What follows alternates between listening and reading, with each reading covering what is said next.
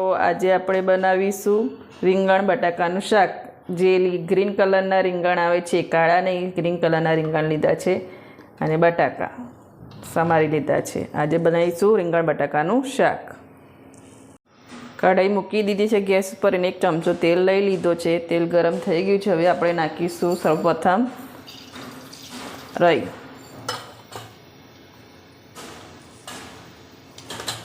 રાઈ નાખીશું, પછી નાખીશું જીરું,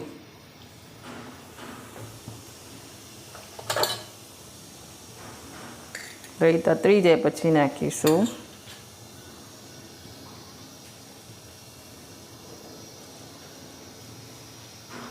રાઈ તતરી ગઈ છે। હવે આપણે નાખીશું હિંગ અને લીલા મરચાં,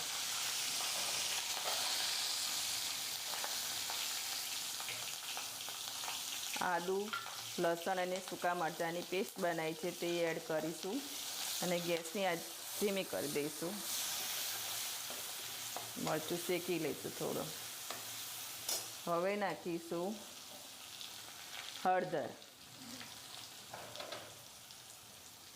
ધાણા જીરું, મસાલાને શેકી લઈશું અને હવે નાખીશું રીંગણ બટાકા,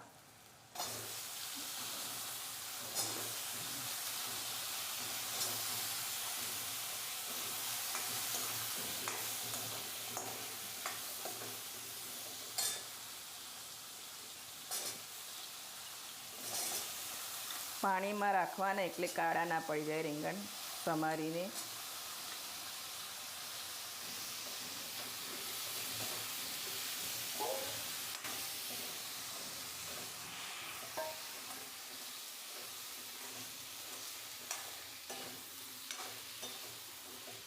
ફેરવી લઈશું। હવે નાખીશું સ્વાદ અનુસાર મીઠું,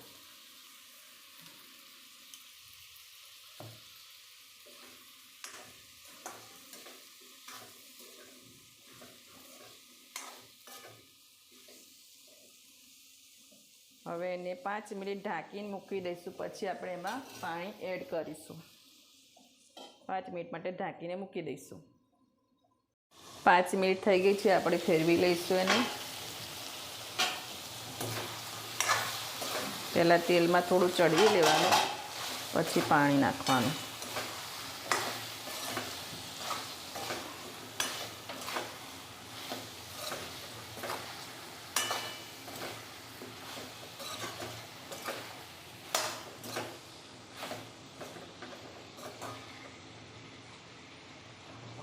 હવે નાખીશું પાણી,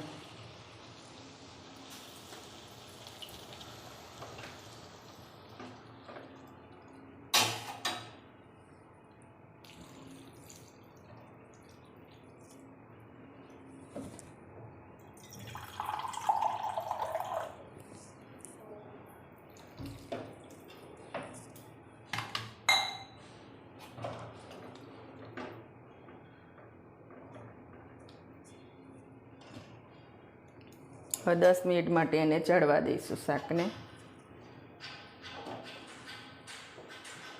10 મિનિટ થઈ ગઈ છે। હવે ચેક કરીશું।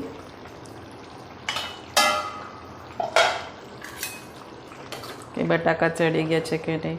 આવતે દબાઈને ચેક કરી લેવાના। થઈ ગયા છે। હવે આપણે ટામેટું એડ કરીશું।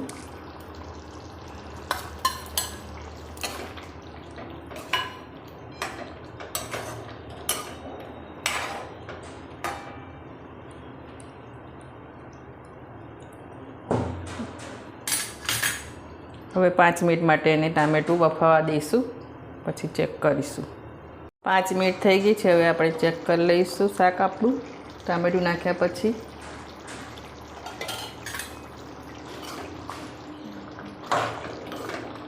થઈ ગયું છે। હવે રેડી થઈ ગયું છે। હવે આપણે એમાં કોથમીર એડ કરીશું।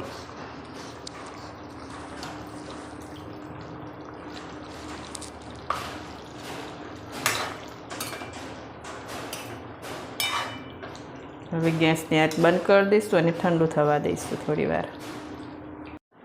રીંગણ બટાકાનું શાક સર્વિંગ પ્લેટ પર લઈ લીધો છે અને આજે મેં બાજરીનો રોટલો બનાવ્યો છે એટલે મેં બાજરીનો રોટલો અને રીંગણ બટાકાનું શાક અને ગોળ જોડે સર્વ કર્યો છે. જો કેવું સરસ બન્યું છે રીંગણ બટાકાનું શાક. આ શાક ગળ્યું પણ બને છે, પણ જેને બનાવવું હોય તો એ ખાંડ નાખી દેવાય કાં તો ગોળ નાખી દીધો. આ મેં ગોળ જોડે સર્વ કર્યો છે. કેવું સરસ બન્યું છે. જુઓ, ફટાફટ બની જાય છે રીંગણ બટાકાનું શાક. અને જો મારી રેસીપી તમને ગમતી હોય તો મારા વિડીયોને લાઈક કરજો, સબસ્ક્રાઈબ કરજો અને બેલ આઇકન જરૂરથી દબાવજો.